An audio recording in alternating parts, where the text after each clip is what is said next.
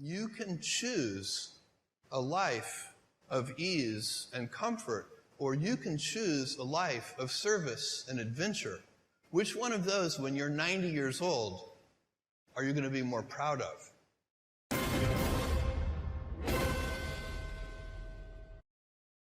No matter how good we are, we can still be better. You can always be better. Customers have a divine discontent, and they teach you if you listen to customers. So we watch for that, and we see patterns, and we can find places where it's not working, something's going wrong, and that's really how I get the feedback, is from customer input. And often, in all caps, angry, you ruined my child's birthday because the gift didn't show up on time.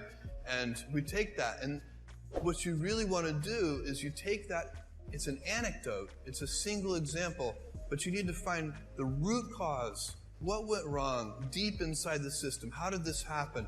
Because then you can fix it for everyone, so that particular problem will never happen again. You don't just fix the symptom, you have to fix the root cause. And that's been the secret to our operational success for 20 years. There are a lot of things that are a waste of time. When you think about your life, I often tell people that I work with, if you can get, because people have very high standards for how they want their work life to be. And I said, look, if you can get your work life to be where you enjoy half of it, that is amazing, because very few people ever achieve that. Because the truth is, everything comes with overhead.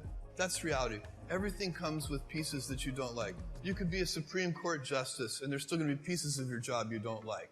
You can be a university professor, and it's still going to be, you have to go to committee meetings, and you have to do things. Every job comes with pieces you don't like. And we need to say, that's part of it. And not resent those pieces, or try not to, but also try to minimize them. There's this false idea that CEOs are under the most stress. Well, I look at that, I'm like, why? You're in charge. Why don't you delegate the stress? It's your choice.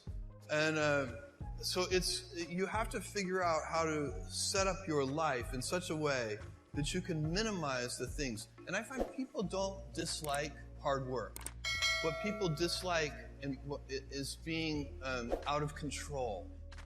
Like, they can't control their life. They can't control their environment. This happens to me when I get overscheduled. I hate being overscheduled. I want some time to be able to think and free myself. We all have the same amount of time in the world. Nobody has more time than anybody else. And when you become a very successful person, one of the things, you start to get overscheduled. You have this event. You had to agree to do this. And maybe last night you were like, why did I agree to do this? I have to go on stage tomorrow. I wish I were really with my family. And in general, that kind of thing happens. And so you have to guard your time and try to stay a little bit flexible. So that's, for me, it's not a waste of time, but I like to have some freedom of movement rather than having every minute of every day scheduled.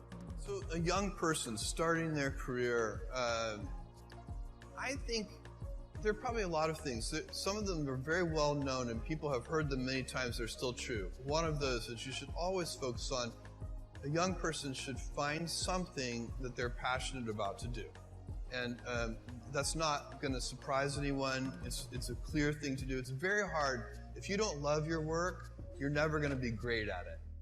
I think the other thing I would suggest to any young person, even before they start their career, is to really think about their choices, because you can get very fixed on your gifts. So everybody has gifts. You have gifts and you have things that you didn't get gifted. Maybe you're extremely beautiful. Maybe you're extremely good at mathematics. There are a lot of things that you can be given.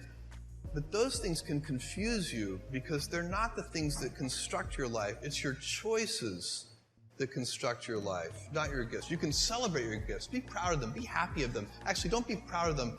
Be celebratory of them. But you can't be proud because they're gifts. They were given to you. You didn't earn them. You can only be proud of the things you earn.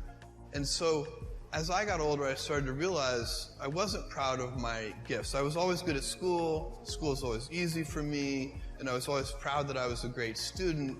I got A's in all my classes. I was good at math, all of that. And I thought that's who I was. But it's not true.